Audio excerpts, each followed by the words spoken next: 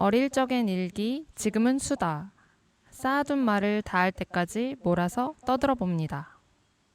밀린 일기 11번째 페이지, 지금 시작합니다.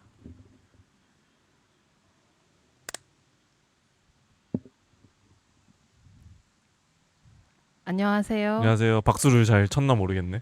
아니요, 이 정도면 지금 크게 들어갔나요? 네, 크게 들어갔어요. 다행입니다. 네. 제 거에도 들어갔을까요? 네. 들어갔겠죠? 네. 네. 저희가 지금 오늘은 어디를 보면서 해야 될지 그러게. 저기 안녕. 저기를 보면서 해야 되지 않을까요? 저기를 보면서 네. 하고 하면 좋을 중간중간 것 또 서로를 같습니다. 쳐다보고. 네. 네. 그렇게 해보시죠. 저희가 오늘 처음으로 음. 보이는 팟캐스트를 약간 시도해봤는데 보이는 라디오가 아니고 네, 보이는 보이는 팟캐스트. 좀 라디오. 특이하게 네. 해봤습니다. 네. 여기는 이제 저와 버들의 네. 이제 집 근처. 맞아요. 네. 한 스팟을 찾아가지고 너무 좋은 곳을 찾아줘가지고. 지금 옆에는 물이 흐르고 소리가 다 들어가고 있는 것 같은데. 네. 지금 네. 새로운 시도를 하고 있느라고 네. 저희도 지금 실험을 하고 있습니다. 맞아요. 좀 정신이 없긴 한데요. 네. 그래도 이제 보이는 그림으로는 되게 평온하거든요. 맞아요. 근데 그렇습니다. 주변은 지금 아주 사방이 위험이 도사리고 있어요. 제 카메라를 누가 밟진 않을지 그래서 어르신들이 네. 오시진 좀 않을지. 우리를 신기하게 쳐다보고 계시기도 네, 하고. 네. 네. 차량들도 막 옆에 지나다니고. 맞아요. 막 빵빵거리고. 네, 제가 좀. 그렇지만 뭐 오늘 한번 잘해보시죠. 네. 네. 뭐 저희가 어쨌든 보이는 라디오로 네. 얼굴은 처음 뵙잖아요. 맞아요. 저희를 아시는 분들도 계시지만 네. 그래서 뭔가 간단히 소개까지는 아니지만 네. 요새 어떻게 또 살고 있나 한번 업데이트를 하면 어떨까라는 생각이 들어서 네, 오늘 준비한 그 본 콘텐츠가 있긴 하지만 네, 안 궁금해 하시는 분들은 스킵하세요. 네. 스킵하시고 네, 이건 넘길 수 있거든요. 네. 다음으로 넘기면 되니까요. 네. 근데 이왕이면 봐주세요. 네, 제가 편집 열심히 할 거니까. 맞습니다. 그래서 한번 근황을 읊어보면 어떨까 하는데 좋아요. 요새 그 그늘이 또 학교를 다시 가기 시작했지 않습니까? 네. 어떤 학교 생활을 하고 있는지 뭐 이런 것도 궁금하고. 아 근데 학교 생활이 좀 저는 힘들어요. 얼마 만에 갔죠? 1년 반? 1년 반. 제가 이제 아시는 분들도 있겠지만 대학원 생활을 하고 있고 지금 이제 막학기에 다니고 있는데 저는 이제 10월 31일에 졸업 피칭이 있습니다. 네. 그러면 진짜 얼마 안 남았네. 진짜 얼마 안 남았습니다. 20일밖에 안 남았네요. 네. 지금 촬영일 기준으로 한 진짜 얼마 안 지금 남았는데. 발등에 지금 불이 그래서 이러고 있어도 됩니까 지금? 네, 아니요. 지금 이렇게 환하게 웃으면서 네. 팟캐스트를 찍고 있잖아요. 행복하네요. 네. 행복한 게 제일이죠. 팟캐스트도 재밌게 녹음하면서 약간 마음은 살짝 불안하면서 근데 이제 대학원을 오랜만에 복학을 하니까 네. 다큐멘터리를 찍어서 이제 졸업을 해야 된 상황인데 내가 그러니까 정확하게 알고 있다고 생각했는데 뭐를요? 그러니까 제가 하고자 하는 거를 명확하게 알고 있고 네. 그거를 이제 구현만 하면 된다고 생각했는데 목표가 있는 줄 알았는데 네 막상 해 나가다 없었습니다. 보니까 목표가 없었다기보다는 조금 어렵다 그걸 구현하는 게 버들도 졸업 학기를 다니고 맞습니다. 계실 텐데 피칭 같은 거는 아직은 좀 멀긴 했죠. 저 이제 논문은 심사라는 게 있잖아요. 물론 심사 앞서서 뭐 많은 과정들이 있지만 심사는 아마 12월 초에 하는 걸로 저는 알고 있어요. 이거 맞겠지? 약간의 여유가 아직은 있는 상황이고 그쵸. 지금까지는 순항하고 있다고 자평하는데 네. 이제 뭐 또 심사라는 건 또 외부적 평가고 또 우리 지도 교수님과의 그 호흡을 잘 맞춰야 되고 그쵸. 그런 상황이고 이제 갑자기 얘기하다 보니까 어쨌든 졸업 과제, 졸업 작품이라는 그 하나의 큰 산, 논문이라는 하나의 큰 산 이거에 대해서 나중에 하나를 다뤄봐도 재밌을 것 같아요. 뭔가 피칭처럼. 또 피칭을? 팟캐스트 우리 청취자분들께 피칭하기. 좋다. 네, 이런 걸로 만들 거고. 네네. 뭐 이런 돈이 얼마만큼 필요하고 뭐 이런 투자 좀 해주라고. 그런 얘기는 할 필요 없겠지만 어쨌든 네네. 논문도 제 논문 주제 했었나? 네. 네. 이게 사실 재미있게 보려면 재미있는 주제거든요. 그래서 얘기할 만한 게 많아요. 맞아요.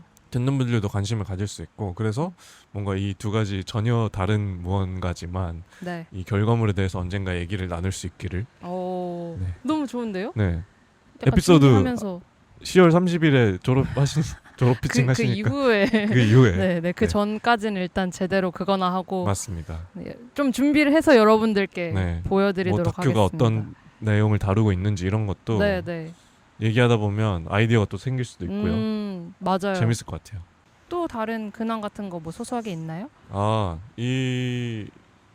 이제 논문하고 좀 별개의 사항이긴 한데 제가 이제 일을 그만하게 됐습니다. 한 6개월 정도 이제 다녔어요. 그 첫 네. 녹음할 때 제가 이제 소개했던 그 직장을 네, 네. 이제 그쵸. 그만두게 된 건데 사실은 아. 이게 정말 러프하게 말하면 실직이거든요. 갑자기 그래서 배경이 어두워지는 네, 거 같기도. 어쩔 수가 없죠. 어쩔 수가 없다. 제가 어쩔 수가 없다를 보면서 공감 그 있나요? 공감이 안 된다는 사람들이 종종 있지 않습니까? 그쵸. 평가 중에 네네. 왜 사람까지 죽여? 음. 근데 설마. 나는 공감이 너무 되던데. 위험한 아니 사람인데. 사람을 죽인 게 공감이 된 게 아니라 그 그렇겠지. 실직한 그의 마음, 심리적으로. 만수의 그 불안함, 치통이 계속 올 정도로 계속 무언가를 불안해하는 그 그쵸. 마음. 근데 그게 공감이 안 돼? 편하게 살고 있는 거다. 라는 이제 생각이 네. 이제 들기도 조금 했다. 들었다. 음. 그래서 이제 뭐 실직이란 게 제가 막 당장 너 일을 못하니 그만둬줘야겠어 이렇게 해서 한 거는 사실 아닌데 네. 회사와 여러 가지 환경과 이제 저의 상황이 좀 맞아 들어서 이제 구조상 실직인데 네. 뭐 어쨌든 그것도 일자리를 잃은 거긴 하잖아요. 제가 그렇죠. 나가고 싶어서 제 발로 나간 건 아니니. 네. 그래서 이제 저는 그 영화를 보면서 되게 많은 생각을 하게 됐습니다. 어. 제가 뭐 AI에게 일자리를 뺏긴 건 아닙니다만 어쨌든 이런저런 상황들에 타이밍상 의해서 네, 좀 생각할 그만두게 수 있게. 되었고 음. 이제 어쨌든 저는 아까도 말했지만 논문 쓰기라는 큰 과업이 있으니 네. 거기에 좀 집중을 해야겠다라는 마음으로 뭐 한두 달 정도 좀 또 일은 안 할 것 같아요. 뭐 그 정도의 또 근황이 있지 않겠나. 근황 중에 가장 큰. 그러게요. 네. 확실히 일을 시작하거나 그만두는 게 좀 네. 근황 중에서 큰 이슈긴 하니까. 네. 그 인트로 전에 네. 저희끼리의 그 재밌는 시간이 있었고 벌써 많은 얘기를 해버렸네. 네. 빨리 그 다음 주제로 넘어가야 네네. 될 것 같은데요. 오늘은 저희가 가을을 맞아서 좀 가을 하면 사람들이 독서의 계절이라고 하지 않습니까? 네. 그러지 않아요? 왜 그렇게 됐을까요? 근데 저도 오늘 들었는데 네. 왜 가을을 독서의 계절이라고 하는지 아세요? 밖에 날씨 좋으니까 나와서 책 읽으라고? 알아버렸네. 네. 그러니까 가을에 사람들이 가장 책을 안 읽는데요. 오히려. 그래서 그래요? 출판계에서 놀러 이걸 퍼뜨린 다니니까? 거예요. 네. 가을은 독서의 계절이라고 해가지고 사람들이 오히려 날씨가 좋으니까 밖으로 막 돌아다니시니까. 그러면 이거에 출판계에서 퍼뜨린 상술 같은 건가요? 상술이라고 하니까 좀 그런데 네. 낭설인가요? 그렇죠. 약간 네. 그쪽에 가까운 거죠. 네. 나는 또 무슨 사자성어 같은 게 있는 줄 알았네요. 청고마비 같은 아닌 거. 것 같아요. 근데 뭔가 사람들이 책을 많이 읽어서 가을이 독서의 계절이라고 하는 줄 알았거든요. 네. 저는. 근데 오히려 책을 안 읽어서 읽히려고. 네. 그렇다고 하더라고요. 그럼 사실 빼빼로데이나 다를 바가 없는데? 빼빼로 팔려고 만든. 빼빼로데이나 가을 책장이나 비슷하다. 네. 결론이 그렇게 나버렸네. 뭐 사실상 동일선상에서 얘기할 수 있지 않나? 하지만 책 읽는 거는 빼빼로 먹는 것보다 네. 건강에 좋잖아요. 그렇죠. 그래서 저랑 버들이 오늘 이제 책을 좀 가지고 와서 네. 여러분들한테 좀 보여도 드리고. 네, 보여도 드리고 소개도 하면서 좀 그런 시간을 가지려고 하는데 좋습니다. 어떻게 제가 먼저 해볼까요? 아니면은 버들이? 저는 뭐 상관없어요. 제가 먼저 할까요? 네. 제가 먼저 해볼게요. 근데 네. 책이 너무 예뻐요. 저는 제가 가져온 책은 한번 일단 이렇게 유튜버처럼 보여주세요. 네, 일단 책 소개하기 전에 오케이.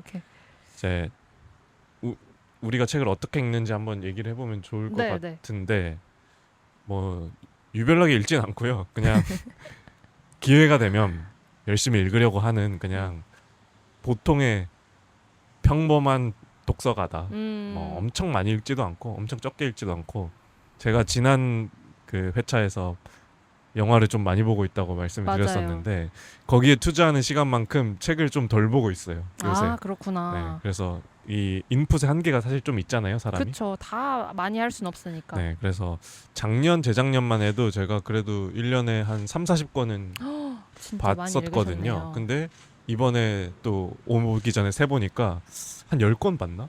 올해? 오. 얼마 안 봤어요. 그럼 한 달에 한 권씩은 그래도 보신 거네요. 네. 평균적으로. 그렇죠. 원래는 그래도 10월이니까. 한 달에 두세 권 정도가 그쵸. 저의 평균치였는데 그래서 음. 요새 많이 안 보고 있다라는 뭐 일종의 핑계를 한번 대봤고요. 그럼에도 네, 제가 매년 또 도서전도 가려고 하고 저도 네. 그런 거 좋아해요. 그래서 이번에 도서전 갔다가 사실 산 책이에요. 아, 그렇구나. 네, 제가 좋아하는 출판사들이 당연히 여럿 있지만 네. 그 책이 예쁜 것도 중요하지 않습니까? 네, 저한테도 굉장히 표지만 중요해요. 보고 책을 판단하지 말라는 그 서양의 속담도 있지만 네. 저는 또 표지만 보고 판단할 때도 있습니다. 네, 표지가 솔직히 반 이상을 맞아요. 차지하기도 하고. 근데 이 표지나 인쇄 디자인, 편집 디자인에서 아주 독보적인 출판사 중에 워크룸 프레스가 그쵸. 너무 있습니다. 예쁜 책이 또 책 많습니다. 좋아하시는 분들은 알지만 거기에 제가 도서전에 부스에 갔다가 사온 책인데 아메토라라는 책이에요.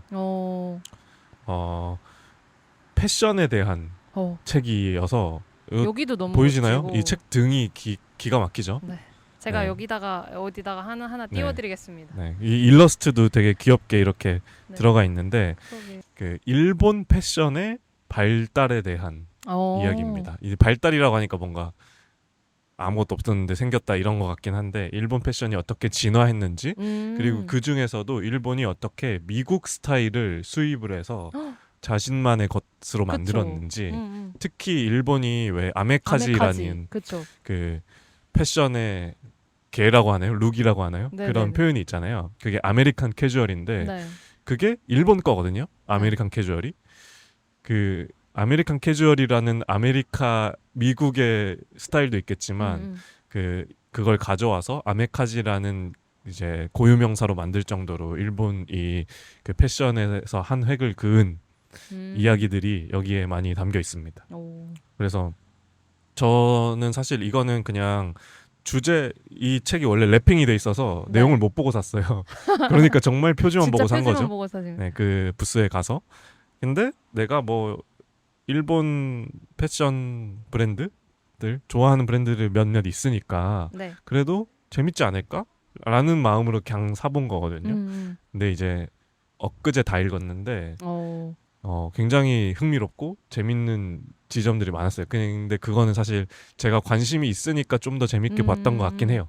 그래서 여러분들께 다 추천이냐? 이거는 좀 생각을 해봐야겠지만 일본 패션이나 뭐 꼭 일본 패션이 아니더라도 이게 결국은 역사잖아요. 일본이 어떻게 미국 패션을 받아들여서 자기들만의 것으로 만들었냐에 대한 흐름에 대한 이야기다 보니까 그런 그 미시사들에 대해 관심이 많으신 분들은 재밌게 보실 수도 있을 것 같다. 네, 그래서 뭐 이를테면 빔즈 같이 우리나라에서도 되게 유명한 편집숍이죠.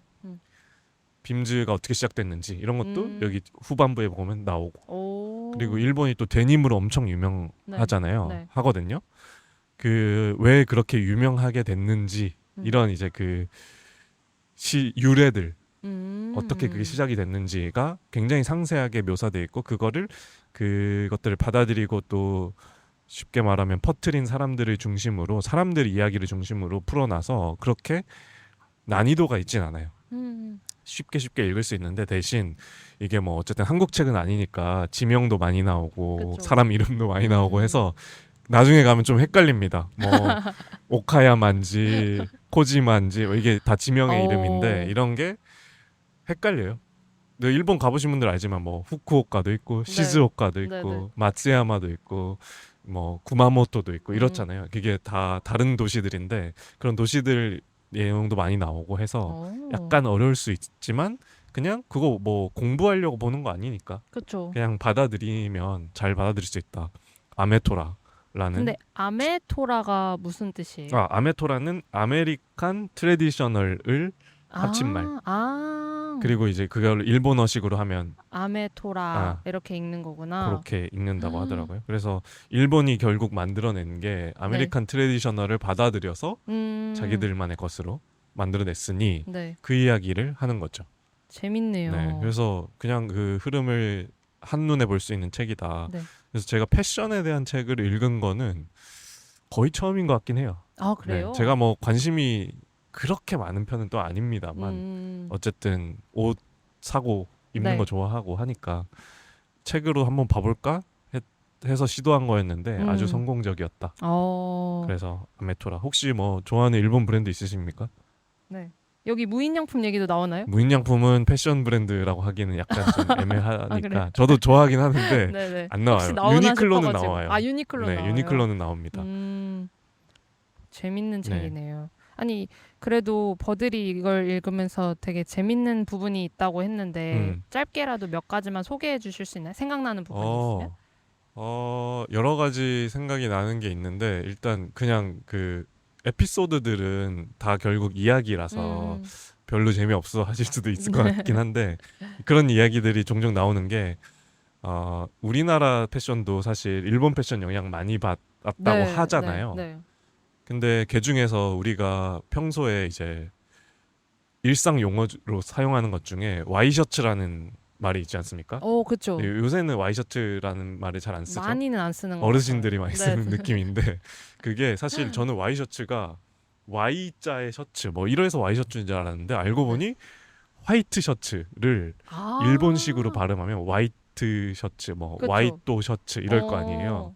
그래서 그게 우리나라에 들어오면서 그대로 쓰게 돼서 와이셔츠. 와이셔츠가 됐다. 그건 저도 처음 일본에서도 알았어요. 그냥 하얀 셔츠를 와이셔츠라고 한대요.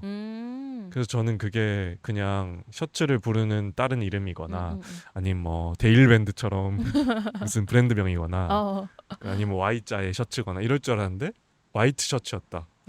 아주 놀라운 발견.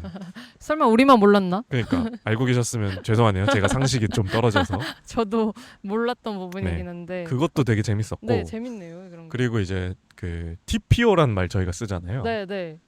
그 TPO가 뭐죠? 타임, 플레이스, 오케이션. 네, 그래서 그 TPO에 맞춰서 옷을 입어야 된다. 네. 이런 말을 되게 여기저기서 많이 듣는데 그것도 여기에 나오는 그 되게 그 일본 패션의 선구자 이름을 외웠어요. 제가 이시즈 킨스케라는 분이 1950년대부터 네. 이제 사실은 패전 이후죠. 네, 네.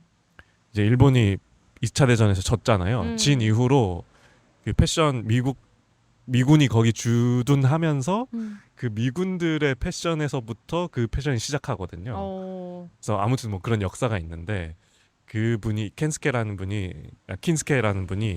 그 브랜드를 하나 만들고 그 브랜드를 위한 매거진을 또 하나 만들어요. 맨즈클럽이라는 매거진. 맨즈클럽. 네. 지금도 아마 있나 모르겠는데 거기에서 어쨌든 브랜드는 옷을 팔아야 되고 그렇죠. 어떤 스타일을 유행시키는 게 본래의 목적일 네네. 거잖아요. 자기들의 스타일을. 그래서 그때 유행을 시키기 시작한 게 아이빌리그 룩, 프레피 룩 이런 게 사실 다 일본에서 시작된 그렇구나. 거예요. 미국에서 시작된 게 아니라. 저는 미국인 줄 알았어요. 근데 지금까지. 이제 일본 사람들이 그 미국의 대학에서 그런 옷을 입고 다닐 것이라는 생각을 하면서 생각 그리고 실제로 그런 것들을 이미지로 몇 개 보게 되면서 만들어낸 무언가인데 그게 좀 사실 아이빌리그 룩이나 프레피 룩 아시는 분들은 알겠지만 네. 좀 불편하잖아요. 살짝. 네. 네. 편한 옷 복장들은 아닐 수 있죠. 로퍼 신어야 되고 네, 양말도 좀 길게 신고 약간 갇혀 입은 갇혀 입는 느낌이 나야 되니까 이게 어떻게 보면 그 당시 일본 사람들에게 받아들여지기가 좀 애매했다. 근데 이제 킨스케라는 사람이 이 매거진에다가 그 용어를 쓰기 시작해요. TPO. 그래서 사람은 옷을 TPO에 맞춰 입어야 돼. 그리고 외출할 때는 이런 옷을 입어야 돼. 10대들은 이렇게 입어야 돼. 20대는 이렇게 입어야 돼. 이런 거를 매거진에다가 다 싣기 시작하면서 네. 그 용어가 널리 퍼지게 됐고 그런 그렇구나. 스타일들도 일본이 왜 패션 매거진이 잘 되기로 유명한데 그런 이유도 그때 그 패션 브랜드들과 함께 매거진들이 시작되면서 뽀빠이라든지 핫도그라든지 이런 그 매거진들이 지금도 엄청 잘 나가는데 네. 뭐 시티보이라는 네, 용어도 네. 거기서 네. 만든 거고 그렇구나. 그런 재미난 이야기들이 담겨 있다. 그러게요. 네.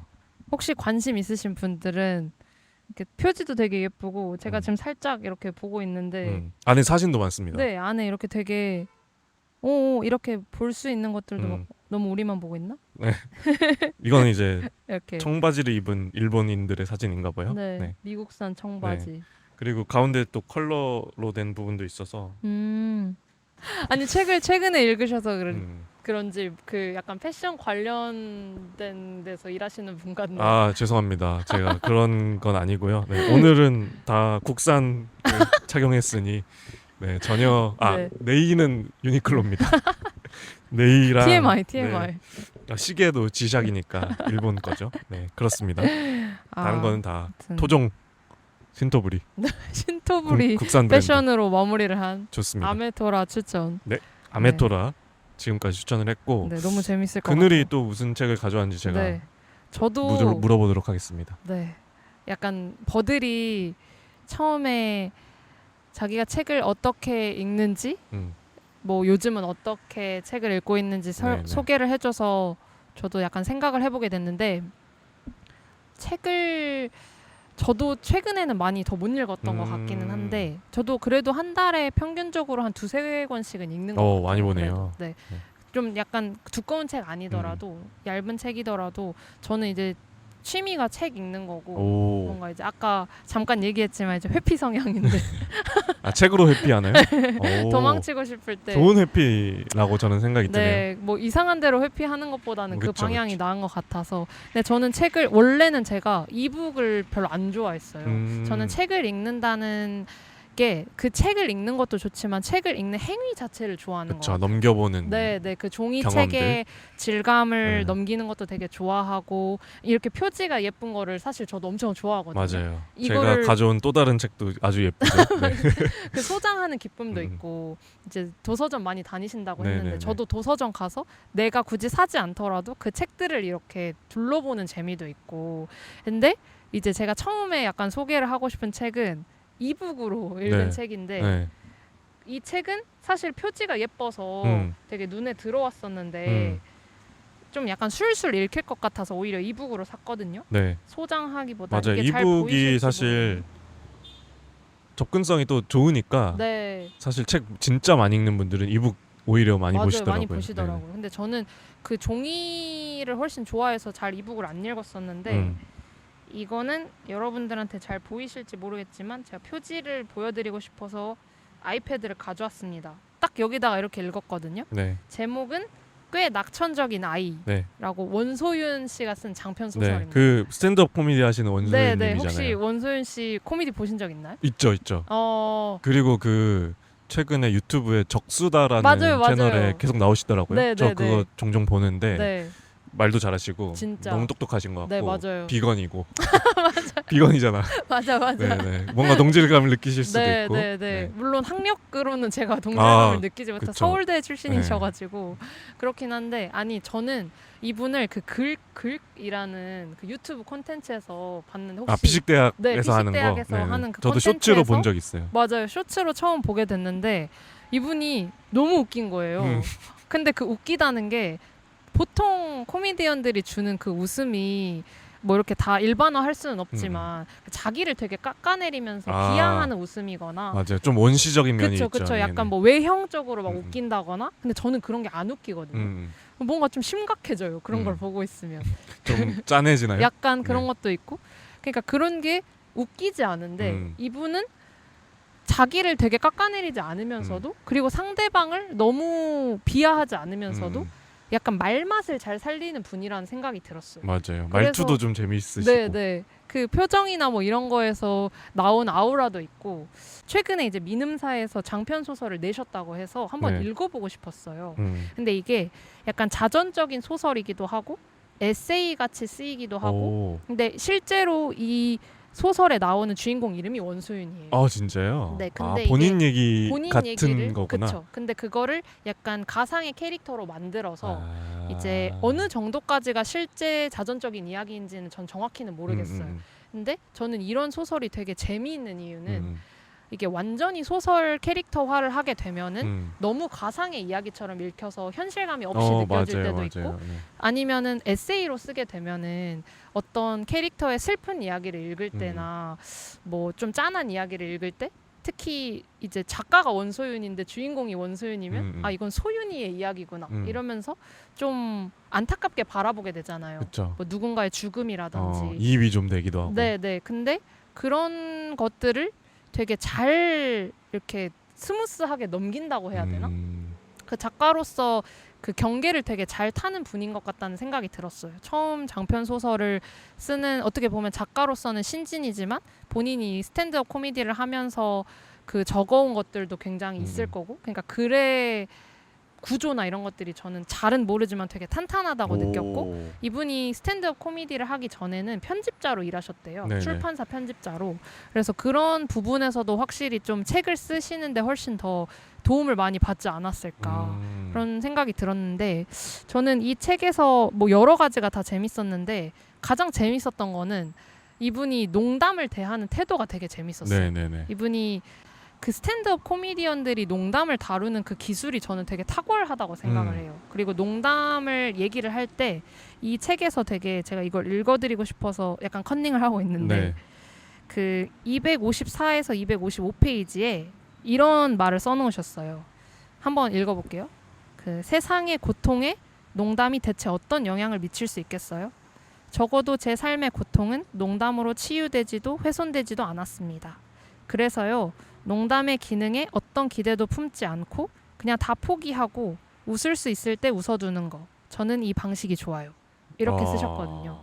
그러니까 약간 농담을 그냥 농담으로만 받아들일 수 있도록 하고 그 안에 너무 진지해지지도 않고 네네. 너무 가볍게 보지도 않고 네. 그냥 웃을 수 있을 때 웃는 거. 네네. 저는 이 말이 참 좋더라고요. 아주 좋은데요. 네. 네. 그리고 이 농담으로 어떻게 보면 말로 사람을 설득하고 웃기는 직업을 가진 사람이 가질 수 있는 되게 호쾌한 태도라고 해야 될까요? 왜냐하면 항상 그런 걸 직업으로 가지면 좀 긴장하고 살 것 같거든요. 남을 좀 네. 항상 웃겨야 될 것 네. 같다는 압박에 시달리기도 하고 그럴 것 같은데 그냥 뭐 안 웃기면 안 웃긴 거지 뭐 하고 그 농담에 뭐 뼈를 너무 섞지도 않고 자기가 웃기면 웃을 수 있을 때 마음껏 웃어둘 수 있다는 게 실제로 그렇게 웃음을 줄 수 있는 사람이 얘기를 해서 좀 더 설득력이 있었던 것 같기도 하고 제가 에세이 같다고도 얘기를 했는데 사실 에세이는 아니고 소설의 형식을 빌리고 있거든요. 근데 자기 이야기를 하는 사람은 되게 그 평범한 이야기를 어떻게 비범하게 만들 수 있는가가 좀 그 작가의 중요한 역량인 것 같아요. 근데 누구나 다 자기의 내면에 들어가고 그 이야기를 듣다 보면은 되게 다 특별한 서사를 가지고 있는 것 같거든요. 근데 여기서 그 원소윤이라는 작가가 원소윤이라는 캐릭터를 만들어서 보여주는 방식이 되게 많은 독자들한테도 설득력이 있었던 것 같고 좀 자기 인생을 이렇게 드러내 보인다는 게 저로서는 조금 어려운 일인 것 같다는 생각도 가끔 하거든요. 그리고 앞서서도 얘기했지만 제가 저와 가족을 소재로 다큐멘터리를 찍는 게 그래서 더 어렵게 느껴지는 부분이 있었는데 이 작가님의 책을 읽으면서 아 되게 정말 잘 쓰신다. 실제로 자기의 이야기를 이렇게 잘 뭐랄까 구성해 나가는 힘이 있다. 약간 그런 생각을 했고 그렇기 때문에 약간 펀치라인 같은 것도 제대로 만들어서 개그를 할 수 있는 분이 아닐까 좀 그런 생각도 하게 됐던 것 같아요. 그래서 여러분들도 혹시 관심이 있으시다면 한번 읽어보시는 걸 추천을 드리고요. 좋습니다. 이게 잘 보일지 모르겠는데 여기 이렇게 작가의 소개가 되게 인상적이에요. 사진도 있네. 대전 성모병원 출생, 네. 서울대학교 종교학과 졸업, 명리학자가 경고하길 바늘 같은 사람이니 되도록 말을 삼가시오. 직업은 스탠드업 코미디언이다. 그러니까 명리학자의 조언을 명확히 거스르는. 전혀 말을 삼가지 않고 계시는. 네, 너무 근데 두 줄이지만 너무 멋진 소개이지 않습니까? 네. 그래서 이것도 한번 여러분들께 보여드리고 싶었습니다. 버들의 또 다른 책도 한번 간략하게 들어볼까요? 그 하나는 이제 최근에 읽은 책이었던 거고 네. 이제 하나는 가을에 좀 추천할 만한 책이 있을까 싶어서 그늘이 그렇게 써놨길래 위에다가 저도 그런 관점에서 하나를 골라왔어요. 이건 좀 읽은 지 좀 된 책이긴 한데 지금도 책에서만 얻을 수 있는 것이라는 제목의 책이거든요. 그래서 너무 좋은데? 부제는 사람들이 읽기를 싫어한다는 착각이고 김지연이라는 기자님께서 쓰신 네. 책입니다. 그래서 이 책의 제목처럼 책에서만 얻을 수 있는 것이 무엇이 있는지에 대해 굉장히 상세하게 써놨다. 아, 그럼 이거는 책이 무슨 책인가요? 이거는 논픽션 그냥 네. 픽션 뭐라고 해야 돼? 이거는 논픽션이죠. 논픽션? 네. 논픽션이고 쉽게 말하면 책에 대한 책 이야기? 뭐 비평은 아니지만 비평까지는 네. 아니고. 그래서 이거를 왜 추천하냐면 뭐 독서할 계절이기도 하고 그렇죠. 근데 독서를 왜 해야 되냐라는 질문은 늘 있잖아요. 그렇죠. 근데 저는 이것은 당장 현대에 나온 얘기는 아닐 거라고 보거든요. 누구나 책 읽는 거를 그렇게 이게 본질적으로 책 읽기라는 행위가 인류가 탄생한 이래 비율로 따져보면 정말 얼마 안 된 거잖아요. 네. 왜냐하면 활자가 나온 지도 인류 역사에서 얼마 안 됐고 그쵸. 그리고 문자가 생긴 거, 활자가 나온 거, 인쇄 기술이 발달한 거, 책이라는 것이 이렇게 쉽게 유통되기 시작한 거 이렇게 따지면 정말 얼마 안 되기 때문에 네. 이 인류의 뇌는 읽기라는 행위에 적응되어 있지 않은 거예요, 사실. 약간 좀 위로가 되는. 그래서 여러분이 못 읽고 안 읽으시는 게 내 의지가 사실은 아니야. 인류의 역사에서 너무 당연한. 그러니까 대박. 오히려 이걸 읽는다는 행위가 일종의 거스름이라는 거죠. 멋진 네, 표현이다. 이 이야기는 이 책에 나오는 건 아니고 그 제가 또 재작년인가 읽은 책 중에 그 뇌과학이죠 사실 읽기의 뇌과학을 다룬 책이 있었는데 거기에 나온 얘기이긴 하지만 어쨌든 그렇게 봤을 때도 책 읽기라는 게 쉬운 건 아닌데 사실 현대인들이 읽기를 싫어한다라고 우리는 다들 그게 보편적인 거라고 생각하지만 사실은 그렇지 않다라는 얘기를 하거든요. 저자는. 왜냐하면 우리가 릴스를 본다고 해도 거기 안에 텍스트들 다 있죠. 그런 걸 다 더보기를 눌러서 뭐 찾아보세요. 다 읽어보세요. 그것도 읽기예요, 사실. 네. 그러니까 우리가 읽기를 싫어하는 건 아닌데 그러면 인간은 읽기라는 행위를 이렇게 저렇게 다양한 방법으로 사실은 이미 즐기고 있다는 거죠. 네. 근데 그럼에도 왜 책을 봐야 되는가? 왜 인쇄된 책을 봐야 되는가에 대한 이야기를 하는 겁니다. 그래서 여기 뒤에 본문에 나온 문장 중에 좋은 게 하나 있어서 제가 읽어보겠습니다. 네, 좋습니다. 네. 사람들은 시대를 막론하고 자신을 깨우고 깜짝 놀라게 하고 감탄하게 하고 배꼽을 잡게 하고 때론 울상짓게 만드는 좋은 글을 읽고 싶어 한다. 그럼에도 오늘날 텍스트 생산자들은 너무 오랫동안 읽고 싶은 가치가 있는 읽는 재미가 있고 실용적인 형태의 텍스트를 제공하는 일에 소홀했다. 사람들이 읽고 싶어하는 좋은 글은 무엇이며 어디에 있는가? 이런 글에 대한 궁리는 필연적으로 책에 대한 관심으로 이어졌다. 이건 이제 저자가 본인이 왜 책에 대해서 관심을 갖게 됐는가에 대한 이제 이야기를 하면서 나오는 문장인데 이분이 또 재밌게도 뉴스레터를 또 운영하고 있어요. 인스피아라는 뉴스레터인데 근데 뉴스레터도 사실 읽는 거잖아요. 그렇죠. 근데 자기가 그런 텍스트 생산자로서 노동자로서 기자이기도 하니까 이렇게 일을 하고 있음에도 왜 책에서 얻는 정보들이 왜 좋고 왜 중요하고 이게 왜 의미가 있는지에 대해서 이렇게 찾아가는 과정 중에 나온 책인 것 같더라고요. 그래서 그런 해답 혹은 정답은 아니지만 풀이를 얻고 싶은 분들 나도 책을 좀 한번 읽어봐야겠는데 설득을 당하고 싶다라는 마음이 혹시라도 있으신 분들 아니면 최근에 책 읽기에 흥미가 떨어진 아니면 친구한테 선물할 수도 있겠네요. 그렇죠. 네. 책 읽고 싶은데 뭐 추천해줘라고 하는 친구에게 얘기할 만한 책이기도 해요. 네. 그리고 엄청 쉽게 잘 재밌게 쓰여 있고 이렇게 글자도 크고 자간도 시원시원하고 중요하죠. 네, 그래서 부담스럽지 않습니다. 가격도 16,000원. 네. 뭐 그렇게 싸진 않네요. 지하철 어쨌든. 같은 데서 이렇게 가볍게 들고 다니면서 읽기 네, 되게 너무 좋은 좋은 책입니다. 책일 것 같아요. 네, 저는 주변에 많이 추천했어요. 당시에 읽었을 때. 네. 책을 고르는 일이라는 게 기본적으로 이렇게 넷플릭스 들어가서 뭐 보지 하는 것처럼 그렇게 노출되지는 않잖아요. 네, 네. 아무리 그렇게 책을 우리가 띄어서 본다고 해도 좀 더 디테일하게 목차를 본다든지 아니면 리뷰도 보고 뭐 이런 이제 과정들이 약간 더 능동성을 가지게 되고 그쵸, 훨씬 그리고 그렇죠. 그거를 구매해서 내가 가져와서 혹은 도서관에서 빌려서 읽는 과정 자체가 스스로 움직이게 만드는 행위이기 때문에 네. 이 능동성을 봤을 때 이 알고리즘이 나에게 가져다주는 수동성과 비할 수가 없다라는 이야기를 하거든요. 네. 그래서 제가 이거는 요조님의 어떤 칼럼에서도 봤던 건데 책을 요조님 또 책방도 하시잖아요. 네, 네. 책을 읽는다는 행위 그리고 책을 읽을 때는 언제나 늘 자기가 먼저 나서서 고르고 읽고 줄긋고 쓰게 된다는 거죠. 근데 이 세상은 맞아. 알고리즘 세상은 내가 뭔가를 하지 않아도 계속 나에게 뭘 많이 주잖아요. 이것을 주고. 맞아요. 그러니까 그런 것과 다르게 책은 좀 순수한 면? 순수하다고 하면 조금 이상하려나? 어쨌든 그 퓨어한 면이 다른 매체들보단 많이 있다. 책에는 광고도 없고 맞아요. 네. 스킵할 광고도 네. 없고.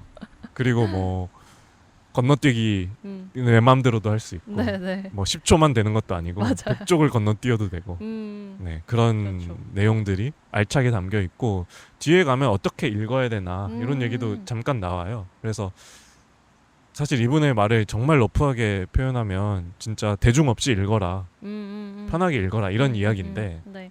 아무래도 책 읽기를 어려워한다 라는 사람들의 그 통념 사람들은 책 읽기를 어려워할 것이야 그리고 나는 책 읽는 게 힘들어 라고 하는 사람들이 많다 보니까 네. 그런 관점에서 다시 한번 이 책 읽기를 바라보게 해주는 네. 책이지 않나 네, 싶습니다. 충분히 읽을만 할 겁니다. 좋아요. 한번 여러분들도 관심 있으시면 읽어보시길 바랍니다. 좋은 네. 책일 것 같아요. 저도 되게 관심이 생기네. 빌려드릴까요? 좋아요. 네. 읽을래요. 끝나고 오, 가져가세요. 촬영 끝나고. 빌렸습니다. 네. 그리고 저도 이제 가을에 읽으면 좋을 것 음. 같은 책을 한 권 가져왔는데 표지가 벌써 가을 느낌이. 네, 벌써 가을 여러분한테 잘 보이실지 모르겠는데 이게 스토너라는 책의 초판본입니다. 와 네, 그래서 이게 명작임 명작. 명작 읽어보셨나요? 아니요. 스토너 명작이 명작임을 알고 있는 책. 그래서 이게 최근에 좀 되게- 떴잖아요. 맞아요. 근데 이게 그 완전 최근은 아니고 그래도 한 근 몇 년 맞아요, 이렇게 맞아요. 좀 올라온 책. 그래서 저도 항상 읽어보고 싶다고만 생각을 하다가 또 이 초판본 책이 너무 예쁜 거예요. 그래서 이제 사서 읽어보게 됐는데 이게 이제 존 윌리엄스라는 분이 쓰신 그 스토너. 이게 스토너가 주인공 이름이고 네. 이 스토너라는 남자의 한 일생을 그린 이야기예요. 그리고 굉장히 평범한 어떻게 보면은 남성입니다. 근데 이분이 그냥 아주 간략하게만 짧게 줄거리를 소개하자면은 네. 그 가난한 어떤 농부의 집에 태어나서 그 농업을 배우라고 부모님이 학교에 보냈는데 네. 그 학교에서 영문학을 배우게 돼요. 오. 그래서 영문학 수업에서 자신은 학자가 되어야겠다고 생각을 하게 되고 부모님을 설득해서 자기는 영문학 교수가 되죠. 근데 교수가 됐는데 거기에서도 막 엄청나게 성공하거나 뭐 업적을 남기는 교수가 된 게 아니라 그냥 흔히 말해서 되게 많은 그냥 학교에서 흔히 볼 수 있는 어떤 고만고만한. 네, 선생님 중에 한 명이고 그리고 결혼 생활도 순탄치가 않아요. 자기가 사랑하는 여인이 아니고 사랑해서 결혼했다고 생각했는데 서로 사랑하지 않는 결혼 생활이고 약간 좀 불행하게 하고 그러다가 중년이 넘어가서 자기가 진정으로 사랑하게 되는 어떤 캐서린이라는 이제 제자와 어떻게 보면 약간 불륜 스토리? 불륜인데? 이긴 한데 이제 진정한 사랑을 네. 한번 만났지만 그 캐서린하고도 잘 되지 못해요. 네. 그냥 그런 선택을 또 이렇게 하지도 못하고 그냥 다시 결혼 생활로 돌아왔다가 쓸쓸히 늙어 죽는 그런 어떻게 보면 이렇게 요약하면은 되게 좀 그거 불쌍하기도 되게 한 뭐랄까 내용이 뭐가 있을까 싶은 네, 네. 요약인데. 네. 제가 요약을 재미없게 했을 수도 있는데 이게 정말 주된 내용이거든요. 근데 그럼에도 네. 그 안에 뭐 문장들이나 이런 것들이 네. 사랑받을 만한 이유가 있을 거 아니에요. 네네. 저는 이 평범한 한 남자의 이야기가 도대체 뭐가 재밌을까 하고 그쵸. 읽어봤는데 그리고 제가 이 책을 읽게 된 이유 중에 가장 큰 이유 중에 하나는 제가 좋아하는 그 신영철 평론가 분께서 이걸 굉장히 인생책으로 꼽으셔서 도대체 어떤 점에서 그렇게 많은 문학을 읽으시는 분이 이거를 되게 재밌게 읽으셨을까 하면서 봤는데 결론적으로는 약간 자기랑 비슷한 남자였기 때문에 좀 공감하시지 않았어요. 아저씨라서? 이렇게 말하면 좀 위험할 수 있지만 아니에요. 근데 그게 네. 또 맞는 접근일 수 있죠. 네. 그런 생각이었지만 그리고 특히 이 소설이 출간 당시에는 네. 완전 주목을 받지 못했대요. 네. 근데 한 50년 정도 지나서 이게 오. 출판된 그 나라에서가 아니라 유럽에서 주목받기 시작해서 이제 지금 아시아에 있는 저한테까지 읽힐 정도로 이쪽까지 넘어오게 된 거죠. 미국 작가인가요? 네. 어떻게 보면은 이 책의 운명이 책의 주인공인 스토너처럼 비슷한 거죠. 그 이 남자의 삶, 스토너라는 남자의 삶이 되게 가을 같다는 느낌이 들었어요. 늦가을 같다는 느낌. 가을 남자라는 또 표현도 있잖아요. 그렇게 말하니까 너무 싫은데. 그런 의미에서 한 건 아니었고요. 그런 의미는 아니었군요. 네. 어쨌든 쓸쓸해 보이는 네. 그 남성의 뒷모습. 네. 그 가을이라고 하면 되게 풍성한 어떤 뭐 수학이나 이런 계절을 떠올리시는 분도 있을 맞아요. 텐데 저는 좀 겨울이 되기 직전에 그 앙상한 가지 그런 느낌이 좀 더 드는 것 그리고 같아요. 이 추락하는 이미지 같은 것들도 맞아요. 가을의 떨어지는 이미지이기도 하고. 네.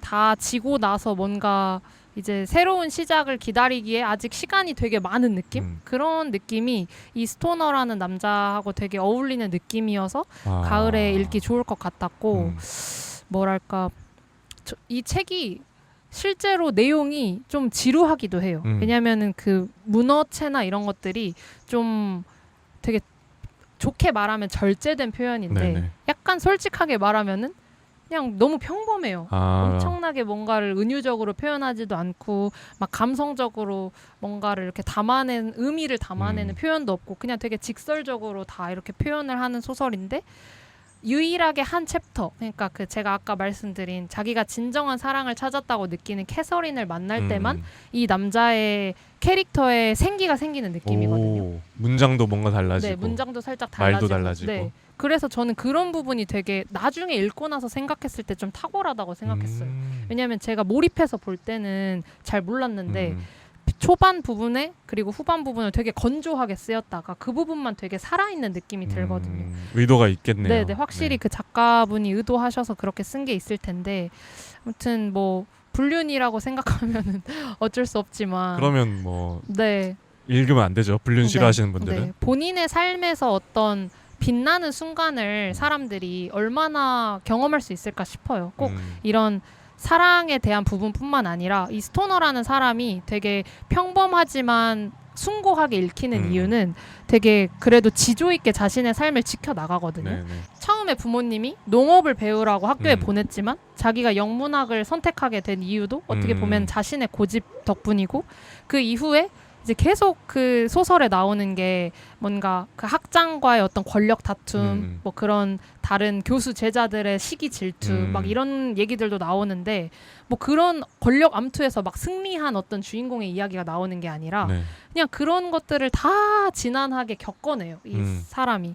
근데 사실은 되게 인생이라는 게 제가 아직 인생을 짧게밖에 못 살아봐서 인생이라는 얘기를 하는 게 너무 그렇지만 아니에요. 그 인생이라는 거를 살고 또 이렇게 많이 살아보신 분들의 이야기를 들으면은 되게 덧없다고 표현하시는 분들이 많잖아요. 그렇죠. 엄청난 뭐 이렇게 굴곡이 있었지만 다 지나고 나면은 내가 이 인생에 대해서 뭘 바랬는가, 이 인생이 나에게 무엇을 줄 수 있었는가, 이런 것을 돌아볼 때 되게 허무함을 느끼시는 분들이 많고 뭔가 성공과 어떤 권력과 이런 거를 쫓아서 지냈던 사람들이 그 말로가 행복한 경우가 많이 없었던 것 같거든요. 근데 이 스토너는 정말 어떻게 보면은 평범한 한 인간의 일생을 그렸지만 그렇기 때문에 더 많은 사람들한테 공감을 살 수 있지 않았을까. 오히려 너무 특별한 사건이 없었기 때문에 그렇지, 나도 사실은 저런 선택을 했을 것 같다. 아니면 저 타이밍에 뭐 저런 생각을 했을 것 같다. 라는 것들이 굉장히 저뿐만 아니라 다른 사람들한테도 공감대를 많이 샀기 때문에 이 그런 요즘에 와서 다시 이렇게 이슈가 되는 책이 되지 않았을까? 그런 생각이 좀 들었고 네. 책에서 마지막으로 좀 하고 싶었던 말은 저는 이 책을 읽으면서 약간 조용한 삶의 의미에 대해서 조금 생각을 해보게 된 것 같아요. 그러니까 조용한 삶이라는 게 꼭 나쁜가? 그러니까 삶이라는 걸 살 때 되게 잔잔하고 보통의 삶을 살면은 되게 재미없다고 생각하기도 하잖아요. 네네. 근데 저는 그런 삶이 저의 추구미거든요. 그냥 별일 없이 내 평탄한 삶? 네, 이름이나 그런 거 많이 불리지 않고 네네. 되게 평탄하게 지나갈 수 있는 그런 삶을 추구하는데 그게 이 현대 사회에서 되게 어떤 속도나 성과주의에 점철된 이 현대 사회에서 뭔가 사람들이 항상 삶에 대해서 너무 많은 것을 기대하면서 살아가게 되는데 그럴 때 이제 어떤 자신만의 소신을 지키면서 살아가는 사람의 모습이 되게 아름답게 보이는 이유가 그런 데서 나오는 것 같다. 이런 생각을 하면서 책을 읽게 됐고 특히나 어떤 세상과 타인한테서 영향받은 가치가 아니라 자기 스스로 정립해 나가는 가치를 지켜나가는 사람이 되게 소신 있는 사람이라고 생각을 하는데 그런 점에서 스토너는 자신의 소신을 되게 강단 있게 지켜나간 그런 평범하지만 강단 있는 사람이었다. 이런 생각이 들어가지고 그리고 이 스토너가 가르쳐준 어떤 삶의 품이랄까? 그런 게 되게 저한테는 와닿았던 것 같아요. 그래서 이게 제가 이거를 20대에 처음 읽었지만 30대, 40대, 50대가 돼서 읽으면 또 그때마다의 감상이 되게 달라질 것 같아서 그렇겠네요. 네, 이 책은 약간 소장을 하고 싶어서 샀습니다. 야. 네. 근데 일단 표지도 예쁘고 그렇죠. 너무 중요하죠. 표지도 예쁘고 네, 소장 가치가 있고 좀 두꺼운데 네. 얼마나 걸리셨어요?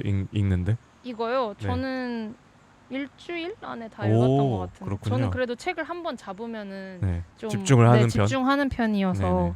그리고 이거 읽을 때 제가 지하철 출퇴근을 되게 많이 할 때여가지고 그러면 사실 많이 읽게 술술 됐습니다. 읽게 되죠. 그래서 재밌게 읽은 책이었습니다. 아무튼 오늘 이렇게 야외에서 녹음을 하면서 가을의 정취를 느끼고 그 차량이 빵빵거리는 소리도 듣고 맞아요. 낙엽도 몇 번 떨어지고 정말 다행인 건 저희 앞으로 그 행인분들이 많이 지나가지 않으셨어요. 많이 지나갈 줄 알았는데 여기가 길이긴 해서 네, 근데 사실 샛길이라 많이 안 지나가셔서 재밌었습니다. 협조해 주셔서 감사드리고요. 그래서 이야기를 되게 길게 했지만 또 제가 열심히 편집을 해보도록 하고요. 좋습니다. 뭐 혹시 추천하고 싶은 뭐 노래가 있으신가요? 사실 생각을 해오진 않았는데 그냥 막 떠오르는 걸 얘기해 볼게요. 네. 가을이니까 그 어쩔 수가 없다 보면 그 오프닝 시퀀스에서 이병헌이 와라 가을아 하잖아요. 전 근데 그 부분이 되게 좋더라고요. 저도 오프닝 시퀀스 너무 좋았는데 가을이 어떤 풍요롭고 결실을 맺는 계절로서의 가을이 아니라 어떻게 보면 한 사람을 망가뜨리는 가을이 돼서 좀 슬프긴 하지만 또 늘 그 양면이 있으니까 우리에게는 좀 더 결실의 계절이 되어야 할 것이고 그늘과 저에게는 더 그렇고 제발. 갑자기 그런 생각이 드네요. 그래서 이건 노래 추천과는 관련 없는 얘기였고요. 그래서 노래는 제가 가을 되면 종종 듣는 노래들이 몇 개 있는데 저는 제가 기타를 옛날부터 좀 오래 쳤고 기타를 참 좋아하고 기타가 들어간 노래를 듣는 것도 좋아하고 이제 이상순이라는 희대 기타리스트가 있지 않습니까? 근데 그가 또 작곡을 굉장히 잘하잖아요. 그래서 그 앨범 중에 이상순의 앨범 중에 아마 정규 앨범인가 EP인가 모르겠는데 그 다시 계절이라는 노래가 담겨 있는 그 앨범이 있어요. 다시 계절이라는 노래가 이 가을의 정취 그리고 뭐랄까 그 인트로가 또 스트링으로 시작하는데 제가 또 스트링 환장하거든요.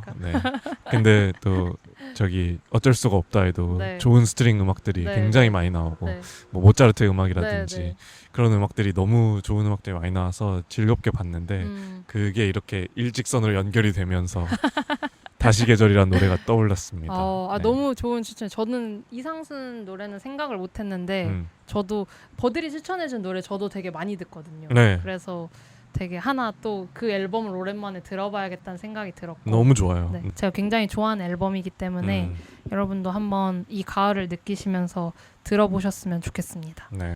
언제 또 이렇게 보이는 라디오로 뭐 매주 찾아올지 네. 아니면은 이게 처음이자 마지막이 될지 그럴 수도 있어요. 잘 모르지만 네. 오늘 한번 이렇게 시도를 해봐서 저는 좀 굉장히 재밌었고요. 저도 재밌었습니다. 네. 저희가 이제 또 다음 에피소드 때 재밌는 주제로 또 찾아오도록 하겠습니다. 네. 그러면 지금까지 저는 제가 그늘이었고요. 저는 버들이었습니다.